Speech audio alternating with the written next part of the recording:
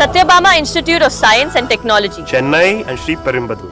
Pakistan ஆக்கிரமிப்புல அதாவது காஷ்மீர்ல பதற்றம் நிலவி இருக்கிறதா தகவல் வெளியாக இருக்கு. நம்ம முக்கிய செய்தியா பார்க்கிறோம். பிரிட்டன் எம்பிக்கள் 50 பேர் கவலை தெரிவித்து கடிதம் எழுதி இருக்கிறதாகவும் சொல்லப்படுது. இதுல பாகிஸ்தான் எதிர்ப்பு அப்படிங்கிறதும் பதிவாக இருக்கு. என்ன நடந்ததுன்ற தகவல்களோட செய்தியாளர் பாரதி ராஜா இணைஞ்சிருக்காரு. பாரதி ராஜா வணக்கம். இந்த முக்கிய செய்தியை நம்ம இன்னும் கொஞ்சம் விரிவா புரிஞ்சுக்கலாமா? என்ன நடந்துச்சு? மேலும் தகவல்களை நீங்க சொல்லலாம். கண்டிப்பா முதல்ல இந்த போராட்டத்துக்கான காரணம் என்ன அப்படின்றத பார்க்கணும். ஜாயிண்ட் அவாமி ஆக்ஷன் கமிட்டி, இது ஒரு மக்கள் நல அமைப்பு. அங்க பாகிஸ்தான் ஆக்கிரமிப்பு காஷ்மீர், குறிப்பா சொல்லணும்னா முஃபராபாத்ல இருக்கிற அந்த பகுதியில இந்த நல அமைப்பானது செயல்பட்டு வருகிறது. சமூக அமைப்பா இருக்கு. பல்வேறு போராட்டங்களை அரசுக்கு எதிராக முன்னெடுத்து வருது. குறிப்பா சொல்லணும்னா சமீபத்தில் மின்கட்டண உயர்வு, இந்த கோதுமை மாவிற்கான மானிய விலை குறைப்பு அப்படின்ற பல்வேறு விஷயங்களுக்கு இவர்கள் போராட்டம் நடத்தி வந்தார்கள். இந்த நிலையில தான் அங்கு விரைவில் தேர்தல் நடக்க இருக்கிறது. அந்த முஃபராபாத் பகுதியில் தேர்தல் நடக்க இருக்கிறது. அதுல 12 தொகுதிகள் வெளிநபர்களுக்கு பாகிஸ்தான் அரசு ஒதுக்கியுள்ளது. அதாவது வெளியூர் ஆட்களுக்கு ஒதுக்கி இருக்கிறதா சொல்றாங்க. இதுதான் இப்போ இந்த தீவிரமான போராட்டத்திற்கான காரணமா இருக்குது.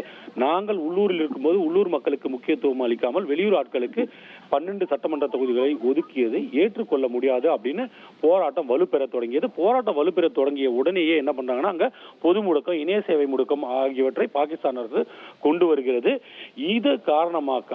இதன் காரணமாக வெளியூரில் இருக்கும், குறிப்பா சொல்லணும்னா பிரிட்டன், லண்டன்ல இருக்கிற பல்வேறு காஷ்மீர்கள் இந்த பாகிஸ்தான் ஆக்கிரமிப்பு காஷ்மீர்ல இருக்கிற தங்களோட உறவினர்களை தொடர்பு கொள்ள முடியல அப்படின்ற ஒரு பிரச்சனை எழுகிறது.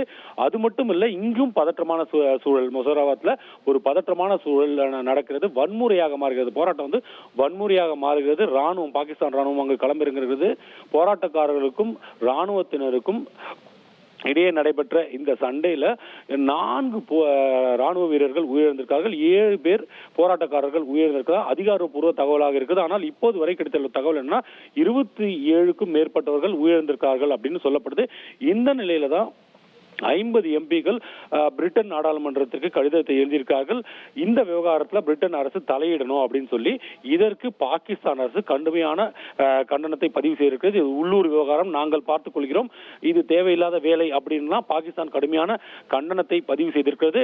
இப்போதைக்கு அங்க இன்டர்நெட் சேவை, அதே போல பொது முடக்கம் அமலில் இருந்தாலும் கூட போராட்டக்காரர்கள் தொடர்ந்து அந்த சாலையில் இறங்கி போராடும் காட்சிகளை தொடர்ந்து பார்க்க முடிகிறது. ராணுவத்தினால கட்டுப்படுத்த முடியுமா அப்படின்ற ஒரு கேள்விக்குறிகள் எல்லாம் கூட இருக்கிறது.